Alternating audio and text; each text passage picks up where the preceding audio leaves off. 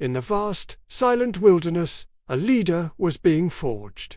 Not in the clamor of battle or the halls of power, but in 40 years of quiet desperation and divine instruction.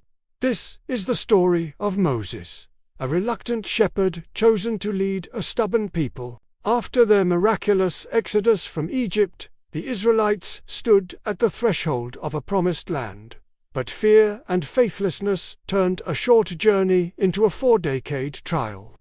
God decreed that the generation of doubters would wander until they were no more, and a new generation, born in the harsh freedom of the desert, would inherit the promise. For 40 years, Moses walked with them. He was their judge, their intercessor, their guide.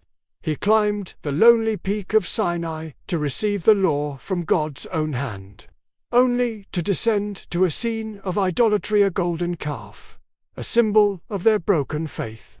In his fury, he shattered the stone tablets, a mirror of their shattered covenant. Yet it was Moses who pleaded for his people, who stood in the gap between a holy God and a rebellious nation.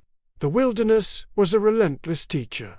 It taught reliance through miraculous provision, manna from heaven, water from a barren rock. It taught obedience through hardship and consequence. For Moses, it was a crucible of leadership. He bore the complaints, the accusations, and the constant pressure of a people who longed for the slavery they had left behind. In a moment of frustration, he struck the rock God had commanded him to speak to, a flash of anger that would cost him his own entry into the promised land. As the 40 years drew to a close, a new generation stood ready. They were hardened by the sun and disciplined by the journey. Moses, now an old man, gathered them on the plains of Moab. He recounted their history, reminded them of God's faithfulness, and passed the mantle of leadership to Joshua.